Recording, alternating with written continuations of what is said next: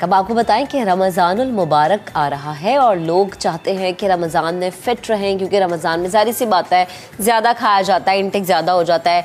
Fried items जो हैं वो हमारे दस्तरखान पे हम चाहते हैं कि ज़्यादा से ज़्यादा हो।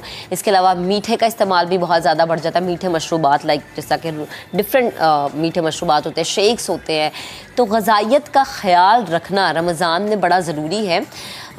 इसी पर बात करने के लिए माहिर ग़िज़ाइयत डॉक्टर महविश इदरीस इस वक्त हमें ज्वाइन कर चुके हैं, उन्हें शामिल गुफ्तगू करते हैं। अस्सलाम वालेकुम डॉक्टर साहिबा, गुड मॉर्निंग। रमज़ानुल मुबारक करीब करीब है, मुझे बताइएगा कि रमज़ान में डाइट प्लान हमारा क्या होना चाहिए। स्पेशली हम सहरी से शुरू करते हैं कि सहर में आपका डाइट प्लान क्या हो। देखिए, जैसे कि अभी रमज़ान आ रहा है, रमज़ान में सबसे ज़्यादा क्वेश्चंस यही होती हैं कि हम वेट लॉस करें या हमारा डाइट प्लान कैसा होना चाहिए। क्या हम हेल्दी खाएं या हम ऐसा खाएं कि हम अपने टेस्ट बर्ड्स को कंटिन्यू रखें। लेकिन अगर हम सहरी की बात करें तो देखिए, सबसे आपका स्टार्टअप मील वही है जिसपे आपका पूरा दिन रिलाय करता है। कुछ लोग ऐसे होते हैं कि बहुत ज़्यादा हैवी सहरी करना शुरू कर देते हैं और लगता है कि अगर वो बहुत पराठे खाएंगे या बहुत हैवी जैसे सिरी पाए या चने वगैरह खाएंगे तो उनकी शायद उनके ज़्यादा देर उनका स्टमक फिलअप रहेगा और उनको भूख नहीं लगेगी। लेकिन अगर हम हेल्दी लाइफस्टाइल की बात करें तो सबसे ज़्यादा गलत यही है, क्योंकि अगर हम ये सोचें कि हम पूरा दिन भूखे रहें और हम अपने आप को फिलअप करते रहें तो वो आपके लिए नुकसानदेह है। तो अगर हम सहरी की बात करें तो कोशिश करें कि आपकी सहरी बहुत हेल्दी होनी चाहिए और हाई फाइबर होना चाहिए ताकि पूरा दिन आपका बहुत अच्छा गुजरे। स्पेशली अगर हम पानी की बात करें तो डिहाइड्रेशन बहुत कॉमन कॉज है जो रमज़ान में हो जाता है। तो कोशिश करें कि अपना सहरी में पानी का इंटेक बहुत अच्छा करें। जैसे खजूर की अगर हम बात करें तो लोगों का कॉन्सेप्ट यही है कि आप इफ्तारी में ही खजूर खा सकते हैं, आपने इफ्तारी करनी है तो वो खजूर से खानी है। लेकिन हमेशा मैं यही कहती हूँ कि अपनी सहरी का आगाज़ भी आप खजूर से करें, क्योंकि एक तो वो बहुत ज़्यादा एपेटाइजिंग होती है, हाई फाइबर होता है, शुगर होती है उसमें और आपका एकदम से एनर्जी बूस्ट अप करती है। फिर उसके बाद कुछ लोग होते हैं वो पूछते हैं कि हम क्या खाएं, हम दलिया खा सकते हैं या चपाती खा सकते हैं। तो देखिए, मैं हमेशा यही कहती हूँ कि हाई फाइबर आपने लेना है, चाहे वो आपकी चपाती हो जाए। अगर पराठा भी आप खाना चाहते हैं तो आप एक पराठा देसी घी का खा सकते हैं, साथ में जौ का दलिया आप खा सकते हैं और अगर आप सूखी रोटी किसी सालन के साथ खा रहे हैं तो आप वो भी खा सकते हैं। ठीक है। अच्छा, तो डॉक्टर साहबा ये तो हमारी सहरी हो गई, लेकिन इफ्तार में हम चाहते हैं कि ज़्यादा से ज़्यादा समोसे हो, पकोड़े हो, कचौरियाँ हो और इसके अलावा फिर शेक्स आ जाते हैं, फिर डिफरेंट हमारे पास मशरूबात होते हैं मीठे ऐसे जो कि हम चाहते हैं हमारे दस्तरखान पे मौजूद हो। फिर डेली बेसिस पे नई नई आइटम्स होती हैं, तो वो आपके वेट गेन करने का सबब बनती है।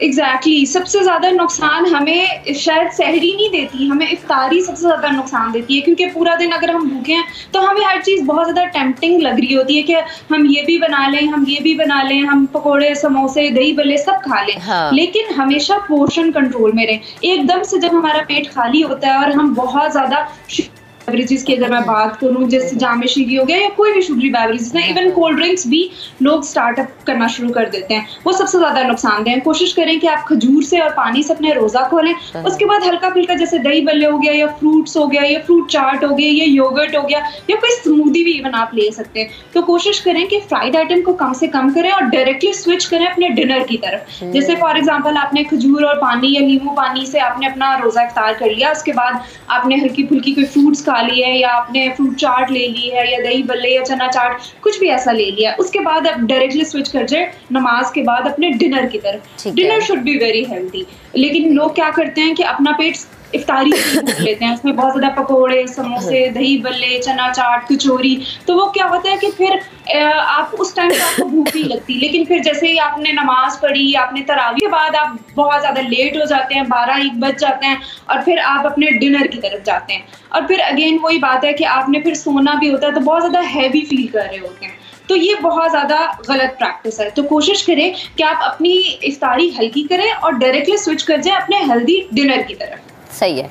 अच्छा, और अगर आप डिनर की तरफ नहीं स्विच करना चाह रहे डॉक्टर साहब और आप चाह रहे हैं कि आपने इफ्तारी अक्सर इफ्तार पार्टीज़ भी होती हैं, आप जाते हैं इफ्तार पार्टीज़ में और फिर आप उसमें भी बहुत खा लेते हैं, और अगर आप इफ्तारी के बाद सहरी तक कुछ ना खाएं, गैप दे दें एक लंबा, यानी इफ्तार आपने कर लिया और फिर आपने सहरी तक कुछ भी नहीं खाया और फिर सहरी में आपने खाया, भले से रात का सालन है या एक चपाती है या कुछ भी है, तो क्या ये बेहतर रहेगा?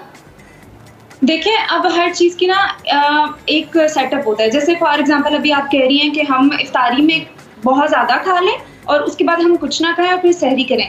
हम हमेशा फ्रीक्वेंट मील्स की बात करते हैं ना, आप फ्रीक्वेंटली मील लें लेकिन उसका पोर्शन कंट्रोल कर लें। लेकिन जैसे अब इफ्तारी में ऑब्वियसली अगर हम बहुत ज़्यादा खाएंगे तो वो एक तो पोर्शन भी ज़्यादा हो जाएगा, हैवी मील्स होंगे, और फिर उसके बाद जब आपको बहुत ज़्यादा भूख लगेगी क्योंकि 4 to 5 आवर्स का गैप आ जाता है ना, फिर जब आप सहरी करेंगे तो डेफिनेटली सहरी भी आपकी हैवी होगी। तो मोस्टली जो कॉमन कॉजेज आ रही होती हैं हमें रमज़ान में, वो ब्लॉटिंग का इशू होता है। ब्लॉटिंग बेसिकली इसी वजह से हो रही होती है, या तो हमारा बहुत ज़्यादा गैप आता है और गैप के बाद हम हैवी मील्स लें। जी, अब आपको बताएं कि कुछ लोगों को भूख नहीं लगती या बहुत कम भूख महसूस होती है। अच्छा, कुछ लोगों का दिल ही नहीं करता सिरे सके जी खाना खाना ही नहीं है।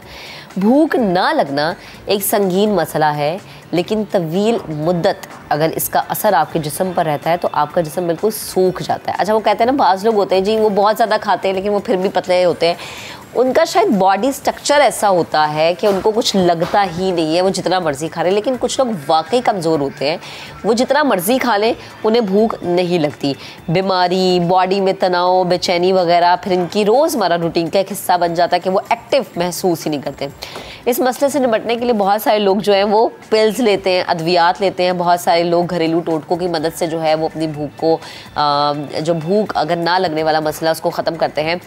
अब इलाज कितना ज़रूरी है कि अगर आपको भूख नहीं लग रही या इवन आपके बच्चों को भूख नहीं लग रही, क्योंकि अक्सर माएँ परेशान होती हैं जी बच्चा खाना नहीं खा रहा। इवन बच्चे जब बड़े हो जाते हैं तब भी खाना नहीं खाते। बहुत सारे रीज़न्स हो सकते हैं।